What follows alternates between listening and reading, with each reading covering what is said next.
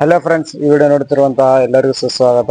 ಈ 2025ರಲ್ಲಿ SSLC, PUC, degree, diploma, post graduate ಮತ್ತು engineering, ಅದೇ ರೀತಿ ಮೆಡಿಕಲ್ ಕೋರ್ಸ್ ಮುಗಿಸಿರುವಂತಹ ಪರಿಶಿಷ್ಟ ಜಾತಿಯ ವಿದ್ಯಾರ್ಥಿಗಳಿಗೆ ಪ್ರೋತ್ಸಾಹ ಧನ ಅಂದ್ರೆ ಈ ಪ್ರೈಸ್ ಮನಿಯನ್ನು ಪಡೆದುಕೊಳ್ಳಲು ಆನ್ಲೈನ್ ಅರ್ಜಿಯನ್ನು ಸಲ್ಲಿಸೋಕೆ ಬಿಟ್ಟಿದ್ದಾರೆ.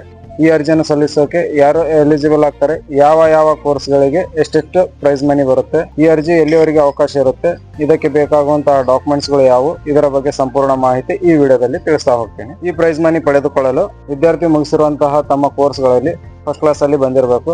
ಸೊ ಸಪ್ಲಿಮೆಂಟರಿ ಪಾಸ್ ಆಗಿದ್ರೆ ಈ ಪ್ರೈಸ್ ಮನಿ ಬರೋದಿಲ್ಲ. ಹಾಗೂ ಕುಟುಂಬದ ವಾರ್ಷಿಕ ಆದಾಯ 2 ಲಕ್ಷಕ್ಕಿಂತ ಅಧಿಕ ಮೀರಿದ್ರೆ ಈ ಪ್ರೈಸ್ ಮನಿ ಅಮೌಂಟ್ ಬರೋದಿಲ್ಲ. ಈ ಪ್ರೈಸ್ ಮನಿಯು SSLC ಪಾಸ್ ಆಗಿರುವಂತಹ ವಿದ್ಯಾರ್ಥಿಗಳಿಗೆ 10,000 ರೂಪಾಯಿ ಪ್ರೈಸ್ ಮನಿ ಬರುತ್ತೆ. PUC ಅಥವಾ ಡಿಪ್ಲೊಮಾ ಪಾಸ್ ಆಗಿರುವಂತಹ ವಿದ್ಯಾರ್ಥಿಗಳಿಗೆ 20,000 ರೂಪಾಯಿ ಪ್ರೈಸ್ ಮನಿ ಬರುತ್ತೆ. ಡಿಗ್ರಿ ಮುಗಿಸಿರುವಂತಹ ವಿದ್ಯಾರ್ಥಿಗಳಿಗೆ 25,000 ರೂಪಾಯಿ ಪ್ರೈಸ್ ಮನಿ ಬರುತ್ತೆ. ಪೋಸ್ಟ್ ಗ್ರಾಜುಯೇಷನ್ ಮುಗಿಸಿರುವಂತಹ ವಿದ್ಯಾರ್ಥಿಗಳಿಗೆ 30,000 ರೂಪಾಯಿ ಈ ಪ್ರೈಸ್ ಮನಿ ಬರುತ್ತೆ.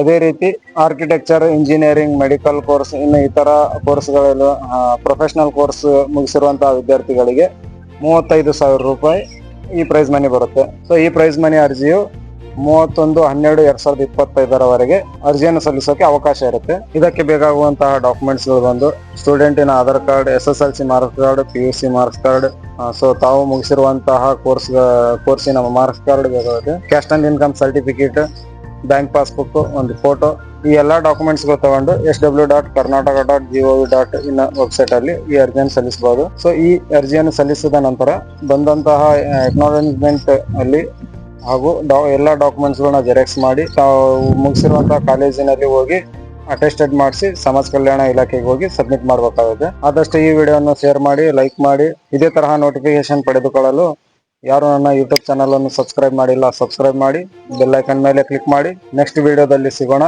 ಧನ್ಯವಾದಗಳು.